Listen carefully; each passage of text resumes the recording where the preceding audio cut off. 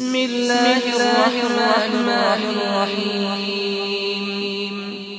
الله لا إله إلا هو الحي القيوم لا تأخذه سنة ولا نوم له ما في السماوات والأرض من ذا الذي يشفع عنده إلا بإذنه يعلم ما بين أيديهم وما خلفهم ولا يحيطون بشيء من علمه إلا بما شاء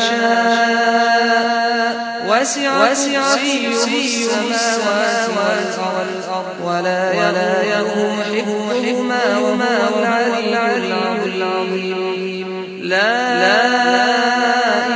إكراه في الدين قد تبين الرشد من الغي فمن يكفر بالطاغوت ويؤمن بالله فقد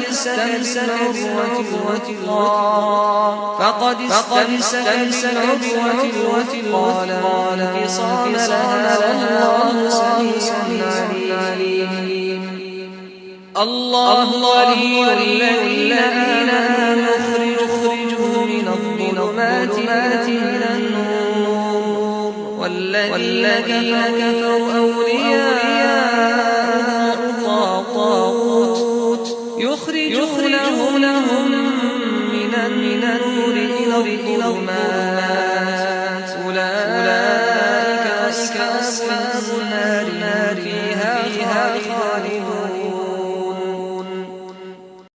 آیت الکرسی ترجمہ شروع اللہ کے پاک نام سے جو بڑا مہربان رحم والا ہے. اللہ کے علاوہ کوئی خدا نہیں، وہ زندہ بندوبست کرنے والا ہے. اس پر نہ غرور کی غالب آتی ہے اور نہ نیند جو کچھ آسمانوں میں ہے اور زمین میں سب کچھ اسی کا ہے. کون ہے جو اس کی اجازت کے بغیر یہاں سفارش کرے اور جو ان کے سامنے ہے وہ اسے بھی جانتا ہے اور جو ان کے پیچھے ہے اسے بھی. لیکن وہ اس کے علم سے اس کی منشا کے بڑا بھر بھی نہیں جان سکتے. اس کی کرسی آسمان اور زمین کو گھیرے ہوئے ہے. ان دونوں کی حفاظت سے گرانے نہیں گزرتی اور وہ اونچا ہے بہت بڑا ہے. دین میں کوئی زبردستی نہیں ہے. ہدایت گمراہی سے الگ نمایاں ہو چکی ہے.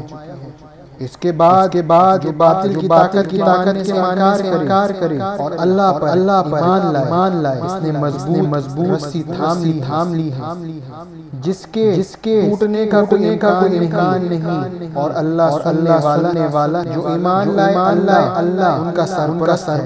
انہیں اندھیرے سے روشنی کی طرف نکالتا ہے. اور جنہوں نے کفر اختیار کیا ان کی سرپرست وہ انہیں روشنی سے اندھیروں کی طرف لے جاتی ہے. یہ آگ میں جانے والے لوگ اسی میں ہمیشہ رہیں. صدق اللہ العلی العظیم.